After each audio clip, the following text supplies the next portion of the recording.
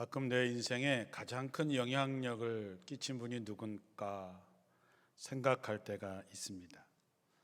여러분도 오늘에 있기까지 여러분에게 큰 영향을 준 분들이 계실 것입니다. 부모님도 해당될 것이고, 또 학교의 선생님도 계시고, 또 다니던 교회의 목사님, 또 장로님, 권사님들도 계실 것입니다. 분명한 것은 우리가 그분들의 말과 행동에서 배웠고 또 닮아가고 영향을 받아왔다는 것입니다. 또한 우리도 누군가가 우리가 원하든 원하지 않든지 간에 누군가의 삶에 영향을 끼치면서 살아가고 있습니다. 우리가 그동안 살아오면서 많은 사람들을 만났습니다. 그 사람들에게 영향을 받고 자랐고 자기도 모르는 사이에 그렇게 닮아갔습니다. 우리가 의도하든 안 하든 우리는 누군가에게 또한 영향력을 끼치면서 살아가고 있습니다. 가끔 얼굴도 처음 보는 것 같고 이름도 기억하지 못하는 후배가 제게 고맙다는 얘기를 할 때 저는 처음 보는 사람이라 뭐가 고맙냐 그랬더니 10년 전에 목사 안수 받을 때 그때 해주셨던 말, 목사님이 논문 심사하실 때 자기한테 해줬던 말이 평생 간직하고 살아간다고 얘기할 때 깜짝 놀라기도 합니다. 내 행동 하나하나가 누군가가 보고 있고 누군가가 그것 때문에 아픔도 느낄 수도 있고 평생 좋은 마음으로 갈 수도 있겠구나 하는 거죠. 그래서 우리는 항상 배워야 하는 학생이면서 또한 누구에겐가 교사이기도 합니다. 나는 어떤 학생이며 어떤 교사일까? 반면교사라고 하는 말이 있습니다. 반면교사라는 말은 썩 좋은 말은 아닙니다. 뭔가 잘못된 모습을 보고 자신을 돌아보면서 나는 저렇게 하지 말아야지 라고 하는 것을 반면교사라고 합니다. 이 반대되는 말은 정면교사라는 말도 있습니다. 정면교사라고 하는 말은 어떤 사람이 올바로 살아가는 모습을 보면서 나도 저렇게 살아야지 라고 생각하는 것이죠. 내 삶은 과연 반면교사일까 정면교사일까? 비단 우리가 교사들뿐만 아니라 부모도 교사입니다. 교회의 임원이 되면 그들도 교사입니다. 직장에서 상급자가 되어도 교사입니다. 오늘 이 좋은 교사가 되기 위해서 우리가 무엇을 해야 될까 한번 나눠보려고 하는 것이죠. 그 첫째는 다리 역할을 잘 하는 것입니다. 골로새서 1장 7절에 보면 여러분은 하나님의 은혜를 우리와 함께 종이 된 사랑하는 에바브라에게 배웠습니다. 그는 여러분을 위하여 일하는 그리스도의 신실한 일꾼입니다. 그랬습니다. 골로새 교회는 누구에게 배웠느냐? 에바브라에게 배웠다는 것이지요. 구약에서 제사장이 갖고 있는 뜻 중에 제가 좋아하는 것은 다리를 놓는 사람이라고 하는 뜻입니다. 제사장이 뭔가 대단한 사람이 아니라 하나님과 인간 간에 연결해 주는 다리 역할을 하는 것. 목회도 마찬가지 같습니다. 예전에 목사가 무엇인가라고 하는 것을 가지고 이야기할 때 어떤 분이 담이 높아서 담을 넘어가지 못하는 교인들에게 자기 등을 내어주어서 교인들이 그 담을 다 넘어가게 하게 한 다음 자기는 등을 대줄 사람이 없어서 홀로 남겨지는 사람이 목사다, 그렇게 얘기를 했습니다.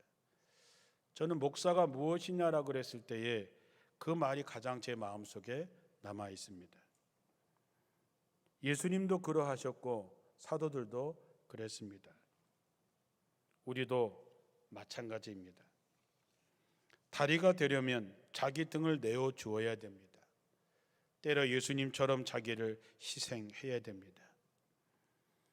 이러한 헌신과 이러한 결심 없이는 우리는 좋은 교사가 될 수 없지요. 구약 시대에는 대제사장이나 제사장을 통하지 않고서 개인적으로 하나님께로 나갈 수 없다라고 생각했습니다. 그래서 제사장은 제사를 통해서 하나님과 사람 사이에 연결하는 다리 역할을 했던 것이지요. 우리에게도 대제사장이 계십니다. 히브리서 4장 14절에 보면 우리에게는 하늘로 올라가신 위대한 대제사장이 계십니다. 그분이 바로 하나님의 아들 예수님이십니다. 그러므로 우리가 고백하는 신앙을 굳게 지킵시다 그랬습니다. 대제사장이나 제사장이 되시는 예수님의 가장 중요한 역할은 죄로 끊긴 하나님과의 관계를 다시 연결시키는 역할입니다. 죽음에서 생명으로 연결시켜주는 것이지요. 불행에서 행복으로 연결시켜주는 것입니다. 요한복음 14장 6절에 예수님께서 나는 길이요 진리요 생명이니 나로 말미암지 않고는 아버지께로 갈 자가 없다 그랬습니다. 더 나아가서 예수님은 우리에게 그 일을 하게 하셨습니다. 베드로전서 2장 9절에 보면 너희는 택하신 족속이요 왕같은 제사장들이요 거룩한 나라요 그의 소유가 된 백성이다 그랬습니다. 주님께서는 여러분을 왕같은 제사장으로 삼으셨습니다. 그러므로 우리는 우리가 만나는 모든 사람에게 다리가 되어서 우리를 딛고 앞으로 나갈 수 있도록 하는 역할을 해야 됩니다. 죽음의 길에서 생명의 길로, 절망의 자리에서 희망의 자리로, 슬픔의 자리에서 기쁨의 자리로 갈 수 있게 하는 다리가 되어야 된다고 하는 것이죠. 그래서 하나님은 우리를 만나게 하신 것입니다. 교회를 예를 들면 목사 한 사람이 수백 명, 수천 명의 교인들과 함께 목회한다고 하는 것은 쉽지 않습니다. 그래서 여러분에게 직분을 맡겨서 함께 일하게 하신 것이지요. 임원이 되었다라고 하는 말은 교사가 되었다는 것과 같습니다. 그들의 역할은 여전히 중간 매개 역할을 하고 다리가 되어지는 것이죠. 에베소서 4장 16절에 온몸인 머리이신 그리스도께 속해 있으며 몸에 갖춰져 있는 각 마디를 통하여 연결되고 결합됩니다. 각 지체가 그 맡은 분량대로 활동함을 따라 몸이 자라나고 사랑 안에서 몸이 건설됩니다. 교회의 머리가 되시는 예수 그리스도의 뜻을 교회의 각 지체가 되는 각 곳곳에 전달되고 그것으로 건강한 몸이 되어야 되는데 그 연결시키는 그 역할을 바로 우리가 해야 된다고 하는 것이죠. 사람들에게 온전하게 만드는 것, 쓸모 있게 만드는 것, 그래서 서로 연결되어서 그리스도의 몸을 세우는 것, 그것이 우리의 역할인 것이죠. 사랑하는 성도 여러분, 지금까지야 정면교사의 사례를 들었다면 반면에 반면교사도 있습니다. 쓸데없는 중간 역할을 하는 것을 조심해야 되는 것이지요. 불필요한 중개 역할을 해서 오히려 교회와 성도에게 해를 끼치는 경우도 종종 있기 때문입니다. 이솝 이야기에 나오는 이야기입니다. 백수의 왕이요 동물이 왕이라고 하는 모든 동물이 그 앞에서 오금도 못 펴는 동물의 왕 사자가 병이 나서 자리에 누웠습니다. 그러자 모든 짐승들이 사자를 찾아와서 병문안을 하는데 마지막으로 이리가 와서 간사하게 이렇게 얘기합니다. 임금님, 여우도 왔었습니까? 괜히 여우를 사자 앞에서 들먹였습니다. 사자가 생각해 보니까 여우가 아직 안 왔기 때문에 안 왔는데, 그러자 이리가 이렇게 얘기합니다. 아마 여우는 노느라고 정신이 팔려서 아마 못 왔을 것입니다. 그렇게 험담을 합니다. 그때 여우가 사자의 병문안을 왔는데 사자가 화가 나서 호통을 쳤습니다. 야 이놈아, 내가 이렇게 아파 누워 있는데 어디서 놀다가 이제 기어오느냐. 이리는 속으로 쌤통이라고 하고 좋아하고 있는데 여우가 눈물을 흘리면서 이렇게 얘기합니다. 사자님, 다른 것들이야말로 입만 가지고 왔지만 내가 어떻게 그렇게 할 수 있겠습니까? 사자님 병에 특효가 되는 약을 알아보고 오느라고 늦었습니다. 그 약을 먹으면 즉석에서 효험이 있다고 하는데 제가 한시라도 급하게 오느라고 방법만 알아왔지 미처 가져오지 못했습니다. 그러자 사자가 반가워서 그 약이 무엇이냐고 물었더니 여우가 하는 말이 이리의 생간을 먹으면 난다고 합니다. 그래서 이리가 꼼짝없이 당했다는 말이 있습니다. 남의 약점, 남의 실수, 남의 흠을 보고 중개 역할을 하는 실수가 얼마나 많이 있습니까? 그런 말 때문에 상처를 받고 떠난 사람들이 얼마나 많이 있겠습니까? 그리스도인은 어떤 상황에서도 평화를 만들어가는 사람들입니다. 마태복음 5장 9절에도 평화를 이루는 사람에게는 복이 있다. 하나님이 그들을 자기 자녀라고 부르신다 그랬습니다. 평화를 만들어가는 사람, 그 사람이 하나님의 자녀인 것이지요. 그러므로 그리스도인이 화평하기는커녕 불화를 만들어서 되겠는가 하는 것이죠. 여러분 모두가 다 여러분의 가정이든 교회이든 속회이든 여러분이 하는 기관이든 어디든지 간에 평화를 만들어가는 생명을 살리는 다리가 되어 주시기를 주님의 이름으로 축원합니다.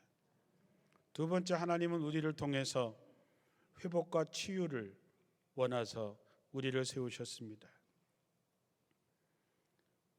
구약에 나오는 모든 선지자들, 예언자들, 제사장들, 율법사들, 하나님께서 우리 주신 모든 말씀은 모두 하나님의 은혜 안에서 우리가 온전히 세워지고 치유와 회복이 나타나기를 원해서 세운 것이고 말씀하신 것입니다. 오늘을 살아가는 우리는 점점 삶이 복잡해집니다. 그래서 많은 사람들이 상처를 안고 교회를 찾아오지요. 뭔가 답답한 마음, 무거운 마음을 가지고 발걸음을 교회로 하게 됩니다. 교회에서 자신의 인생의 문제를 풀고자 합니다. 그들에게 과연 무엇이 필요할까요? 어떤 분이 교회를 나오시다가 나오지 않자 그 교회 목사님이 신방을 했습니다. 그때 그분이 이렇게 말합니다. 세상에 너무 힘들고 어려워서 삶의 의미를 찾고자 답답한 마음을 풀고자 교회에 나왔는데 아무도 자기에게 관심을 갖는 사람들도 없고 자기들끼리 모이고 친교하는데 더 소외감을 느껴서 교회에 나오는 날부터 더 좌절을 했습니다. 내가 교회에 와서까지 외톨이 노릇을 시작해야 되나 싶어서 그만두어야 되겠다고 결심했다고 하는 것이지요. 어쩌면 우리끼리 친교를 나누고 좋아할 때 거기서 소외된 사람들은 교회를 떠나게 되는 것이죠. 치유와 회복은 어려운 것이 아닙니다. 관심을 갖고 따뜻한 마음으로 대화하고 들어주고 함께 기도 제목을 가지고 기도해 드리는 것입니다. 치유와 회복은 하나님이 하시는 일입니다. 우리는 그런 사랑과 관심을 가지고 그런 사람들과 함께 있어주면 되는 것이지요. 더 나아가서 고린도전서 14장 15절에 보면 그리스도 안에서 일만의 스승은 있으나 아비는 많지 않으니 그리스도 예수 안에서 내가 복음으로써 내가 너희를 낳았음이라 그랬습니다. 일만의 스승은 있지만 아비나 어미가 없다고 하는 것은 끝까지 책임지는 사람이 없다는 것입니다. 선생님은 어쩌면 내가 맡은 기간 동안만 잘 가르치면 될지 모르겠지만 부모는 평생 책임지는 사람들입니다. 우리가 자식을 낳아놓고 돌보지 않으면 자식은 죽지요. 낳아놓기만 하고 기르지 않는 사람을 어찌 부모라고 얘기할 수 있겠습니까? 예수님께서 하신 베드로에게 최후의 명령은 내 양을 먹이라, 내 양을 치라 하는 것입니다. 사도 바울처럼 부모의 심정으로 한 사람 한 사람을 돌보고 양육해야 된다고 하는 것이죠. 관심을 가지시고 이야기를 들어주시고 함께 기도하는 가운데 여러분을 통해서 회복과 치유가 나타나는 은혜를 누리게 되기를 주님의 이름으로 축원합니다. 마지막으로 우리는 다른 사람들에게 본이 되어야 됩니다. 어떤 본이 되어야 될까요? 똑똑한 것, 잘난 것, 출세하는 것, 무엇보다도 하나님의 사람이라고 하는 것이 어떤 사람인지를 보여줄 수 있어야 됩니다. 우리의 말과 행동은 원하든 원하지 않든 누군가가 보고 있습니다. 베드로전서 5장 3절에 맡은 자들에게 주장하는 자세를 하지 말고 양무리의 본이 되라 했습니다. 주장하는 자세가 아니라 양무리의 본이 되라고 하는 말은, 주장한다고 하는 것은 말로 하는 것이고 본이 되라고 하는 것은 행동으로 보여주는 것입니다. 옛글에 군자는 행동으로 말하고 소인은 혀로 말한다 했습니다. 말하는 방식은 두 가지지요. 삶으로 말하는 사람이 있고 혀로 말하는 사람이 있습니다. 말 없이 말하는 사람이 있고 말로만 말하는 사람이 있습니다. 여러분은 어떤 사람이십니까? 구약 성경에 보면 나시린이 나옵니다. 나시린은 거룩하게 구별된 사람이라는 뜻이지요. 나시린은 이스라엘 민족 중에서 모든 면에서 본을 보이는 사람으로 선택된 사람입니다. 나시린은 좀 특이한 모양으로 다니고 그것은 사람들에게 시청각 교육이 되는 것이죠. 아, 하나님이 저와 함께 하시는구나. 하나님의 사람은 저렇게 살아야 되는구나. 하나님이 우리와 함께 하시는구나 라고 하는 것을 보여주는 것이죠.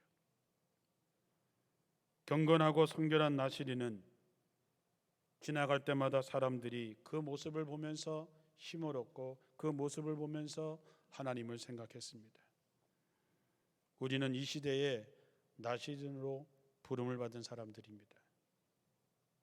우리가 나시린처럼 거룩하게 구별된 사람으로 신실한 삶을 보여줘서 우리의 삶을 보고 사람들이 아, 하나님을 믿는 사람들은 저렇게 사는 거구나.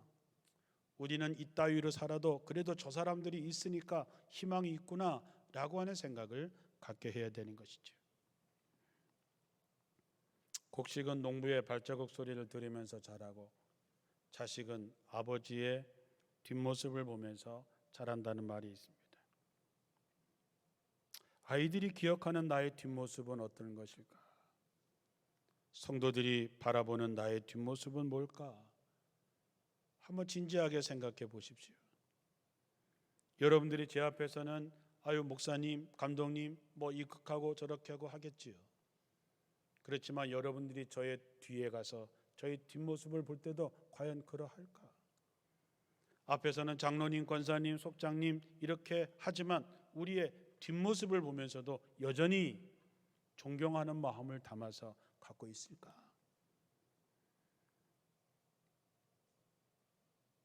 어떤 목사님이 교회에 새신자가 처음에는 교회를 굉장히 열심히 나왔습니다. 주일 예배도 나오고 새벽 기도도 나오고 수요 예배도 나오고 심야 기도회도 나오고 그래서 그가 1년 뒤에 세례를 받고 나서는 갑자기 주일 낮 예배만 나오지 않는 것입니다. 그래서 그 목사님이 그를 불러서 아니 그렇게 열심히 나와서 세례까지 받았는데 왜 이제는 예배에 잘 참석하지 않느냐라고 물었더니 그 사람이 자연스럽게 대답하기를 세례를 받기 위해서는 열심히 나와야 된다는 건 알지만 세례를 받았는데 저녁 예배 나와야 되나요? 새벽 기도를 나와야 되냐고 묻는 것입니다. 아니 당연히 나와야죠. 더 열심히 나와야죠 얘기했더니 아니 우리 속장님도 새벽 기도 안 나가시던데 우리 권사님도 저녁 예배 안 나가시던데 우리 장로님도 수요 예배 안 나가시던데 그 얘기를 들으면서 그 목사님이 아차 싶은 생각이 들었고 아 새신자도 다 보고 있구나 라고 하는 생각에서 마음이 아팠다고 합니다. 사랑하는 성도 여러분, 누군가 우리들의 뒷모습을 보고 배우고 있습니다. 그래서 특별히 임원들은 좋은 신앙인의 본을 보여야 된다는 것이지요. 왜냐하면 우리의 모습이 누군가에 큰 영향을 끼치고 있기 때문입니다.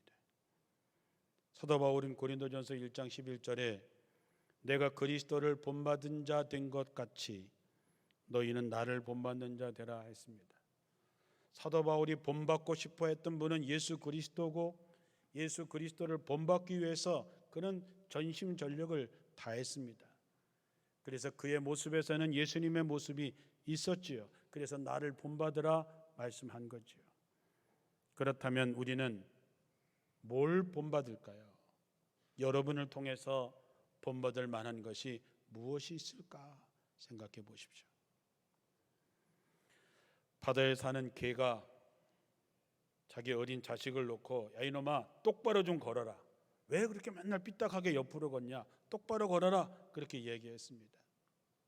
그런데 여러분, 그 엄마 개가 옆으로 걷는 한 어린 자식은 절대로 앞으로 걸을 수 없습니다. 마찬가지입니다. 내가 누구인가는 정면교사가 되고 또 누구인가는 반면교사가 될 수 있습니다.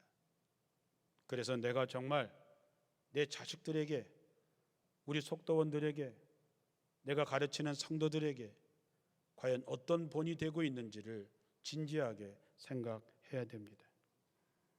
우리가 특별히 본이 되어야 하는 이유는 예전에 크리스천 신문과 한국 갤럽 주간으로 우리나라 성인 20세 이상 2,000명에게 기독교인에 대한 이미지가 어떤가라고 하는 설문조사를 했을 때 10명 중에서 6명이 부정적인 대답을 했습니다. 그 이유가 뭐냐 하면 진실성이 결여되어 있다, 신실하지 않다, 말과 행동이 다르다, 이기적이다 라고 하는 것입니다. 이것이 10수년 전에 통계라고 본다면 아마 오늘날은 조사해 보면 10명 중에서 7, 8명은 충분히 나올 거라고 봅니다. 간단하게 말하자면 우리가 실제 삶에서 우리가 본받을 만한 생활을 하지 못하다는 아픔의 지적입니다. 우리의 신앙과 우리의 삶이 일치가 되어야 되는데 맞지 않다라고 하는 것이죠. 맞지 않다라고 하는 것은 가짜라고 하는 것이죠. 너무나 당연한 얘기지만 우린 실제적인 삶에서 구체적인 신앙의 삶으로 본을 보일 수 있어야 됩니다. 요한일서 3장 18절에 나오는 말씀처럼 자녀들아 우리가 말과 혀로만 사랑하지 말고 행함과 진실함으로 하자 그랬습니다. 그러면 우리가 본을 보여야 될 게 뭐가 있을까요? 크게 보면 우린 4가지의 축을 갖고 있어야 됩니다. 예배, 말씀, 기도, 생활. 여러분들이 이 4가지를 한번 스스로 점검을 해서 내가 정말 하나님 앞에 온전한 예배를 드리고 내가 정말로 예배에 목숨을 걸고 있는가? 내가 정말로 하나님의 말씀을 배우고 익히기 위해서 정말 최선을 다하고 있는가? 내가 정말 하나님과 소통하기 위해서 정말 기도 생활을 제대로 하고 있는가? 그 모든 것을 가지고 내 삶에 어떻게 적용하며 살고 있는가 하는 것이죠. 늘 하는 말씀이지만 여러분 예배에 목숨 거시기를 주님의 이름으로 축원합니다. 예배에 실패하면 인생 실패합니다. 하나님과 약속된 그 시간, 그 장소에 내가 있지 않다면, 내가 하나님을 존중하지 않는다면 하나님도 나를 존중하지 않기 때문입니다. 특별히 기도 생활에 더욱 힘쓰는 여러분들이 되시기를 바랍니다. 기도는 영적인 힘의 원천입니다. 때가 되면 그 영적인 힘이 필요할 때가 옵니다. 그때 준비되어 있지 않은 사람은 마귀의 시험에 패할 수밖에 없습니다. 정말 내가 무기력하다고 하는 것을 처절하게 깨달을 때가 옵니다. 사랑하는 성도 여러분, 그러므로 기도는 무한한 하나님의 능력을 공급받는 것입니다. 내게 능력 주시는 자 안에서 내가 모든 것을 할 수 있다 하는 말이 쉬운 말이 아니라 내가 능력 주시는 그분 안에 있을 때 그분과 소통하고 그분의 말씀을 듣고 그분과 기도하며 그분과 소통할 때에 모든 것을 할 수 있는 것이지, 교회에 다닌다고 해서 다 그렇게 되는 것은 아닙니다. 때때로 영적인 전쟁을 할 때가 있습니다. 여러분도 있을 것입니다. 그때 준비된 사람만이 승리할 수 있습니다. 그러므로 여러분, 기도에 전념하시고 기도의 시간을 확보하시고 하나님과 교통하는 여러분들이 되시기를 축원합니다. 마지막으로 여러분은 그리스도의 향기요 편지라 했습니다. 올해 여러분의 삶의 지경을 넓혀가시고 특별히 영적인 지경을 넓혀가시기를 축원합니다. 좋은 교사가 될 수 있도록, 좋은 성도가 될 수 있도록 자기 자신에게 기대감을 가지고 시작하십시오. 내게 능력 주시는 자 안에 있기 위해서 애쓸 때 우리는 모든 것을 할 수 있다는 힘을 얻게 된다고 하는 것도 기억하십시오.